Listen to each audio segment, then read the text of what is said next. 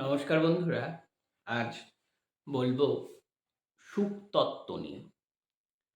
সমস্ত কিছু বিষয়ের সঙ্গে তত্ত্ব যোগ করা বাঙালির একটি বদঅভ্যাস বা প্রায় রোগে পরিণত হয়েছে। সমস্ত কিছুর তত্ত্ব হয় না। আসলে আজকের আধুনিক মানুষ সমস্ত কিছুকে ব্যাখ্যা করতে চায়। সমস্ত কিছুর জটিলতা, তার কার্যকারণ, তার অভিসন্ধি, তার জীবনে প্রয়োগ, তার ব্যাখ্যা বিশ্লেষণ, তার যুক্তি এবং প্রতিযুক্তি খুঁজতে চায়। সেটাকেই কেউ কেউ তত্ত্ব হিসাবে দাঁড় করায়। যাই হোক, মোদ্দা কথা, আজ সুখ নিয়ে কিছু বলবো। দুটি শব্দের সঙ্গে আমরা পরিচিত, সুখ আর দুঃখ। আজকের এই ভোগবাদী পুঁজিবাদী সময়ে আমরা কেউ সুখে নেই। এই শব্দটি প্রায়ই প্রয়োগ হতে দেখি। এই যে সুখে নেই, এইখান থেকে যদি শুরু করতে চাই তাহলে দেখা যাবে সুখ একটা ধারণা মাত্র। সুখ একটা অবস্থা মাত্র। আমরা জানি যে অবস্থা ও ধারণার বারবার পরিবর্তন হয়, অতএব সুখেরও বারবার পরিবর্তন ঘটে থাকে। পুঁজিবাদ, ভোগবাদ আমাদের দেখার চোখটাই নষ্ট করে দেয়। এই যে আমি দেখছি, মানে আপনাদের দেখছি, আপনারা আমাকে দেখছেন, সত্যি কি দেখছেন? না অন্য কেউ দেখাচ্ছে। দেখার ভাষাটাই নষ্ট করে দেয় পুঁজিবাদ, ভোগবাদ, বিজ্ঞাপনের সভ্যতা। এই যে দেখার ভাষাটাকেই নষ্ট করে দেয়, ব্যক্তির অন্তর্দৃষ্টিকেই নষ্ট করে দেয়। সেই অন্তর্দৃষ্টি নষ্ট হওয়ার ফলে আমরা বলতে পারি যে আমি সুখে নেই, ও সুখে আছে, বেশ সুখে আছে। এই যে ও বেশ সুখে আছে, এর অবস্থা বা এর প্রেক্ষাপট কি? কার কার ওপর নির্ভর করে, কোন কোন বস্তু, কোন কোন সম্পদ, অবস্থার উপর নির্ভর করে আমি বলতে পারি ও সুখে আছে। এই যে ও সুখে আছে, এটা একটা ধারণা। সেই ধারণাটা আমার মধ্যে জন্ম নিয়েছে যে আমার যে অবস্থা, সেই অবস্থা থেকে ওর অবস্থাটা ভালো। ওর অর্থ আছে, গাড়ি আছে, বাড়ি আছে, আ পোশাক আছে, সাধারণ জীবনযাপনের জন্য যা যা প্রয়োজন তা আছে, তাই সে সুখী। আমার তা নেই। আগেই বলেছি সুখ একটা ধারণা, সেই ধারণা পরিবর্তিত হয় এবং যুগে যুগে সেই ধারণা পরিবর্তিত হয়ে এসেছে। ফলস্বরূপ সুখেরও পরিবর্তন ঘটে এসেছে। সেটা নিয়ে আমরা পরে বলছি। ভারতবর্ষ উপনিষদের দেশ, ভারতবর্ষ গীতার ভক্তিবাদের দেশ। সেখানে দুঃখকেই বারবার প্রাধান্য দেওয়া হয়েছে। গৌতম বুদ্ধ দুঃখকেই নির্বাণ লাভের পথ বলে জেনে এসেছে। ভারতবর্ষ ত্যাগের দেশ। আমরা জেনে এসেছি ভোগে নয়, ত্যাগেই সুখ। সেই ভারতবর্ষের আধুনিক প্রজন্ম আজকের এই অস্থির সময়ে, যে সময়ে ব্যক্তি নিজের অবস্থা নিজেই বুঝতে পারে না, ব্যক্তির অস্তিত্ব নিজের কুহক জালে, নিজের তৈরি অদৃশ্য জালে নিজেই বাধা পড়ে যাচ্ছে, সেখান থেকে মানুষ সুখ খুঁজতে যাচ্ছে। এবং আজকের এই ভোগবাদী দুনিয়ায়, পুঁজিবাদী দুনিয়ায়, রাষ্ট্র পুঁজিবাদ, মুনাফাখোর যখন সমস্ত গ্রাস করে নিচ্ছে, তখন মানুষ সুখ খুঁজতে গিয়ে সে তার কিছুই পাচ্ছে না। সে তার প্রাপ্য, সে তার প্রাপ্তি কিছুই বুঝে উঠতে পারছে না। সেখান থেকে সে আত্মহত্যার গহ্বরে চলে যাচ্ছে। সেখান থেকে আমরা বুঝতে চাইব যে সুখ কি এবং কেমন। 19 শতকের সুখ থেকে বিংশ শতকের সুখ পৃথক, বিংশ শতকের সুখ থেকে একবিংশ শতকের সুখ আলাদা। আসলে সমাজ বদলে গেছে, সমাজকে দেখার ধরন বদলে গেছে, সমাজের মূল্যবোধ বদলে গেছে এবং আমাদের বেঁচে থাকার জন্য যে সামান্য উপকরণগুলি প্রয়োজন, তার চাহিদা, আকাঙ্ক্ষা সবই বদলে গেছে। তাদের মতো সুখও বদলে গেছে। ধরা যাক সেই রজনীকান্ত সেনের স্বাধীনতার সুখ কবিতার কথা। ছোটবেলায় আমরা পড়তাম, বাবুই পাখিরে বলে শুনেছ চড়াই,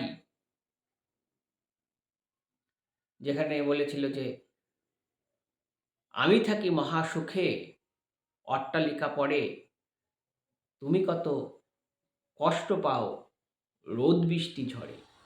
এই যে মহাসুখ, সে অট্টালিকায় থেকে বলছে আমি মহাসুখে আছি, সে তার অবস্থায় সুখী এবং চড়ুইকে বলছে যে তুমি কত দুঃখ পাও, কষ্ট পাও। সে বলছে যে তুমি অট্টালিকায় থাকো, সেটা তো পরের বাসা, আমার নিজ হাতে গড়া বাসাই খাসা। অর্থাৎ আমি আমার অবস্থায় সুখী, তুমি যতই অট্টালিকায় থাকো সেটা পরের, মহাসুখ আসছে। বা কামিনী রায়ের সেই যে সুখ কবিতা, অপরের জন্য আত্মবিসর্জন, এবং তুমি কোথায় সুখ খুঁজতে যাচ্ছ, পরের জন্য কিছু করো, অপরের জন্য হিত সাধনই সুখের একমাত্র পথ। বা বঙ্কিমচন্দ্র চট্টোপাধ্যায়ের সেই যে আমার মন প্রবন্ধ, যেখানে কমলাকান্তের মনে হয়েছিল অপরের জন্য আত্মবিসর্জন ভিন্ন এ পৃথিবীতে স্থায়ী সুখের অন্য কোনো মূল্য নেই। এগুলো 19 শতকের ধারণা, 19 শতকের সুখের ধারণা, যে অপরের জন্য আত্মবিসর্জন, পরকল্যাণ, সহৃদয় চিত্ত, সামাজিক উন্নয়ন, এগুলি সুখ। এবং সময় যত এগিয়ে এসেছে, ব্যক্তি তত আত্মকেন্দ্রিক হয়েছে। ব্যক্তির আত্মকেন্দ্রিক হওয়ায় সুখের ধরনটা বদলে গেছে। আজকের সুখ বাড়ি গাড়ি ইত্যাদি নিয়ে, এবং সেগুলো আমার নেই, তাই আমি দুঃখে আছি, কষ্টে আছি। এখান থেকে মুক্তির উপায় কি? যেটা আমি বলতে চাই যে আজকের এই পুঁজিবাদের যুগে, সাম্রাজ্যবাদের যুগে, রাষ্ট্র যেখানে নিজেই বিভ্রান্ত, রাষ্ট্র যেখানে নিজেই অপহরণকারী, সেখানে আপনার প্রাপ্তি খুবই সামান্য, আপনি কিছুই পাবেন না। তবুও তো আপনাকে খুব ভালো করে বাঁচতে হবে। সেই বাঁচার প্রক্রিয়া বা বাঁচার আত্মদর্শন, জীবন দর্শন নিয়েই আমি কথা বলতে চাই। অস্তিত্ব যেখানে সংকটের মুখে, সেখান থেকে ব্যক্তির মৃত্যু তো কোনো কাজের কথা নয়। মৃত্যু, আত্মহত্যা মানে ব্যক্তির পরাজয়, ব্যক্তির পলায়ন। সেখান থেকে ব্যক্তি পথ খুঁজবে। আত্মবিশ্বাসী হবে ব্যক্তি। সেখান থেকে ব্যক্তি নিজের অস্তিত্বে বিশ্বাস রাখবে। আমার যা আছে সেটাই সুখ। ওই চড়ুই পাখির মতো। এবং সুখ নিয়ে আরো অনেক কথা বলা যেতে পারে, যে এই সুখ আসলে ইন্দ্রিয় প্রত্যক্ষজাত অভিজ্ঞতা, যেটা শ্রীকৃষ্ণ অর্জুনকে বলেছিল যে ইন্দ্রিয়ের মধ্য দিয়ে এই সুখের জন্ম। বা আরো বলেছিল যে অর্জুন যুদ্ধ করতে নারাজ, ভাতৃহত্যা করে কি হবে? শ্রীকৃষ্ণ বলেছিল, এ পৃথিবীতে আমি কাউকেই সুখে রাখবো না। ন্যায়ের পক্ষ নিয়ে তোমাকে যুদ্ধ করতেই হবে। আসলে এই পৃথিবীতে কেউই সুখে নেই। যাকে আমরা দেখছি অত্যন্ত সুখে আছে, তার ভেতর অসুখের বাসা বেঁধে আছে, যেটা আমরা দেখতে পাই না।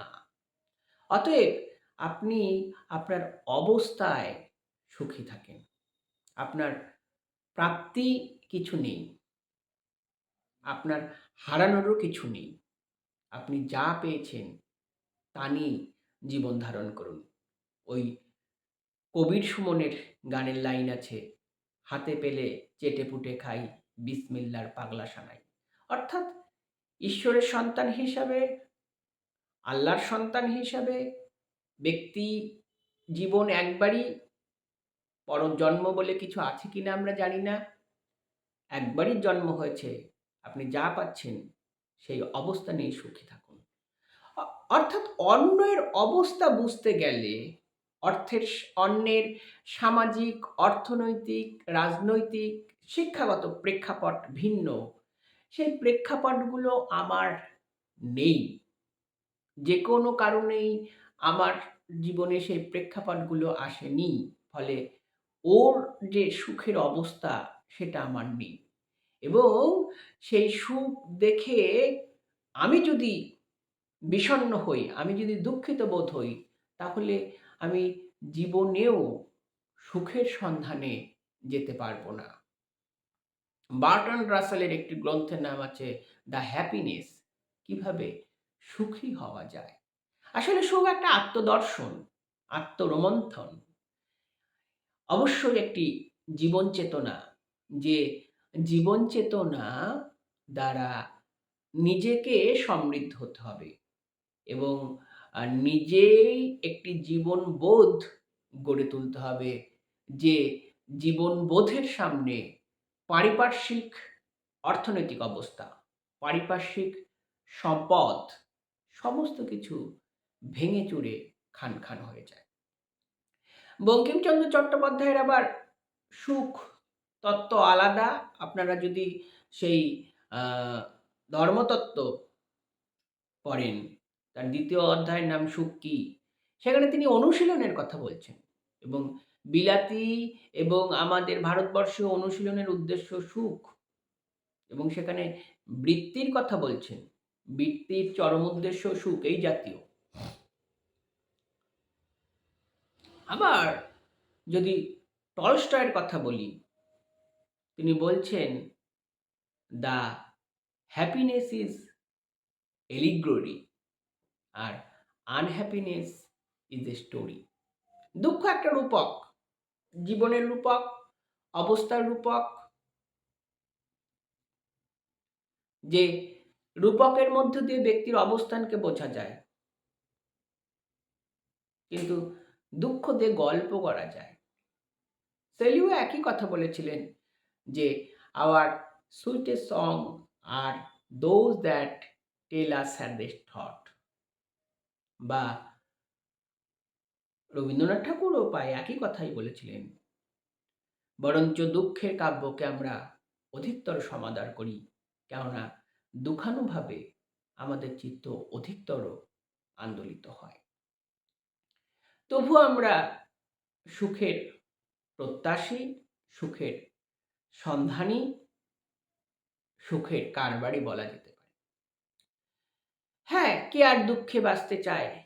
কে আর কষ্ট, যন্ত্রণা উপভোগ করতে চায়? আসলে দুঃখ একটা জীবন দর্শন। আমরা সকলেই ভালো খেতে, ভালো পড়তে, ভালো থাকতে চাই। এই যে ভালো খেতে, ভালো পড়তে চাই, এটা একটা ধারণা। আমি যা খাচ্ছি সেটা দুঃখ, সেটা মন্দ, আর ও যা খাচ্ছে সেটা ভালো। এই বোধটাকে লুপ্ত করে দিতে হবে। এই বোধটাকেই পরাজিত করতে হবে। অর্থাৎ আমার যা আছে সেটাই শ্রেষ্ঠ, শেষ সেটাই মন্দ। হোক না ছেঁড়া কাপড়, হোক না কুঁড়ে ঘর, তাতে মন্দ কোথায়? আমি তো চুরি করিনি, ডাকাতি করিনি। আমার নিজস্ব অর্জিত সম্পদ। ওই যে রবীন্দ্রনাথের গানে আছে, "আমার যা আছে প্রভু আমি তা তো জানি।" অর্থাৎ আমার সম্পদ কোথায়? আমার ধারণা কোথায়? আমার জীবন দর্শন কোথায়? আমার জীবনবোধ কোথায়? সেটা আমি জানি। অল্পতে খুশি হবে কি দামোদর শেঠকি, সেই যে কবিতা, এবং অল্পতে খুশি হওয়াই সুখের লক্ষণ, সুখের সন্ধানে যাত্রা। বঙ্কিমচন্দ্রের মনে হয়েছিল যে ভালোবাসাতেই একমাত্র সুখ। সেই ধারণা বদলে গেল রবীন্দ্রনাথে এসে। তার মায়ের খেলায় নাটকের সেই যে গান, "এরা সুখের লাগি চাহে প্রেম, প্রেম মেলে না, সুখ চলে যায়, এমনই মায়ার ছলনা।" বঙ্কিমচন্দ্রের যে ভালোবাসাতেই একমাত্র সুখ, আর এখানে সুখই চলে যাচ্ছে। সুখ একটা রূপক, সুখ একটা হেঁয়ালি, যা ব্যক্তির জীবনচক্রের পাশে অন্ধকার বৃত্ত রচনা করে ঘোরে এবং ব্যক্তিকে কুরে কুরে খায়। ব্যক্তিকে হাতছানি দিয়ে ডাকে, "আয় আয়, আমার কাছে আয়।" ব্যক্তি সেখানে যেতে চায়, কিন্তু তার পথ তো ব্যক্তির জানা নেই। সেই পথে বিস্তর বাধা, এবং সেই পথে যেতে যে সামাজিক, আর্থিক, শ্রেণীগত অবস্থা দরকার, তা আমার, আপনার আর ৫ জনের নেই। অতএব সেই হেঁয়ালির পেছনে ছুটে লাভ নেই। এবং এই অবস্থাটা একটা ধারণা। সমাজ ব্যবস্থা, পুঁজিবাদ, ভোগবাদ, বিজ্ঞাপন বিশেষ করে একটা ধারণার জন্ম দিয়ে যায় যে এই মানদণ্ডগুলোর জন্য তাকে সুখী বলা যায়। এই অবস্থাগুলোর জন্য তাকে সুখী চিহ্নিত করা যায়। অথচ ব্যক্তির ভেতরের যে আত্মযন্ত্রণা, সেটাকে দেখার কোনো চাবিকাঠি নেই। কেউ অত্যন্ত সুখে আছে, আমরা আপত্তিকভাবে বলতে পারি, তার ভেতরের দুঃখ, কষ্ট, যন্ত্রণার কথা আমরা জানি না, জানা সম্ভব নয়। তার বাহ্যিক আবরণ দেখে আমরা বলি সে সুখে আছে। অনেক সময় অনেকে খুব হাসি, হট্টগোল, হৈ হৈয়ের মধ্যে থাকে। আসলে সে দুঃখকে ভুলতে চায়, দুঃখ থেকে পালাতে চায়। দুঃখ রোমন্থন থেকে সে নতুন সত্যে যেতে চায়। সুখের যে ধারণা বা জীবন দর্শন, সেটা মূলত বিজ্ঞাপনের জন্য গড়ে উঠেছে। আমাদের যে আধ্যাত্মবাদী জীবন দর্শন, উপনিষদের যে জীবন চেতনা, গীতার যে জীবন দর্শন, তা মূলত ত্যাগের, এবং ভারতবর্ষ কিন্তু বৈরাগ্যের দেশ। সে বারবার ত্যাগের কথা বলেছে, সে ভোগের কথা বলেনি। যদিও জীবন বদলে গেছে, বিজ্ঞাপন আজ জানিয়ে দিয়েছে, বিজ্ঞাপনের প্রদর্শন প্রভাব জানিয়ে দিয়েছে যে এই অবস্থা না থাকলে আপনার সামাজিক মানদণ্ডটাই ভিত্তিহীন। সামাজিক মানুষ হিসেবে আপনি বঞ্চিত। এখান থেকে ব্যক্তির বাঁচার একমাত্র উপায় ব্যক্তির নিজস্ব জীবনবোধ। ও কোট প্যান্ট পরেছে, ও ১০,০০০ টাকা দামের ঘড়ি পরেছে, আমার ঘড়িই নেই, বা ২০০ টাকা দামের ঘড়ি। এইখান থেকে বাঁচতে হলে আপনাকে যেটা করতে হবে যে আমার যা আছে সেটাই সেরা। আমার যা আছে এটাই মূল্যবান। আমার এটা অর্জিত সম্পদ, আমার স্বল্প রোজগারের ফলে এটা কিনতে পেরেছি, এটাই আমার কাছে মহামূল্যবান। আমার টিনের বাড়ি আছে, এটাই আমার কাছে গুরুত্বপূর্ণ। অর্থাৎ এর মধ্যেই আমি সুখে আছি। আত্মসুখের সন্ধান, এই আত্মসুখের সন্ধান না করতে পারলে ব্যক্তির পক্ষে বাঁচা খুবই কষ্টকর, যন্ত্রণাদায়ক। আরও আমরা বলতে পারি যে যেমন ওই সুখ শারীর দ্বন্দ্বের কথা, যে সুখ কৃষ্ণের পক্ষ সমর্থন নিয়ে বলছেন যে আমার কৃষ্ণ জগতের সেরা, শারী রাধার পক্ষে সমর্থন নিয়ে বলছেন যে আমার রাধা জগতের সেরা। অর্থাৎ এই যে পক্ষ, এই যে নিজের অবস্থা, এই যে দেখার চোখ, এই দেখার চোখ গুরুত্বপূর্ণ। এই দেখার চোখ যদি ভোগবাদ, পুঁজিবাদ, বিজ্ঞাপন নিয়ন্ত্রণ করে, তাহলে আমরা নিজেদের সুখ খুঁজে পাব না।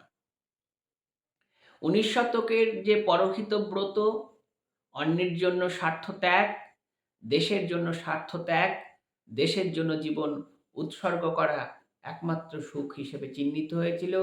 ২০ শতকে বদলে গিয়ে আত্মকেন্দ্রিক হয়েছে মানুষ এবং নিজের খাওয়া পড়া থাকার মধ্য দিয়ে সে সুখ খুঁজেছে। আজকের এই জটিল জীবনে সুখ কোথায়? সকলই তো দুঃখময়, সকলই তো বেদনাময়, ক্ষুধার রাজ্যে গদ্যময়। সেখানে ব্যক্তির প্রাপ্তি কোথায়? নেই, কোথাও নেই। আর যে কয়েকজন মুষ্টিমেয় মানুষ পাচ্ছে, তাদের দিকে ভাই, তাদের দিকে বন্ধু তুমি তাকিও না। তাহলে তোমার নিজের সত্তাটাই হারিয়ে যাবে। আর নিজের অস্তিত্ব, সত্তা যখন অন্যের হাতে বন্দী হবে, অন্যের জীবন দর্শনের ওপর, অন্যের দেখার চোখের ওপর, অন্যের মাত্রার নিয়ন্ত্রণের ওপর, তখন তোমার জীবনটাই বৃথা হয়ে যাবে। তুমি তোমার অবস্থা, তুমি তোমার পরিশ্রম, তুমি তোমার কার্য, তুমি তোমার জীবন নিয়ে নিজের অবস্থায় অবিচল থাকো। সেটাই একমাত্র সুখ, সেটাই একমাত্র সুখের সাধনা। ভালো থাকুন সকলে।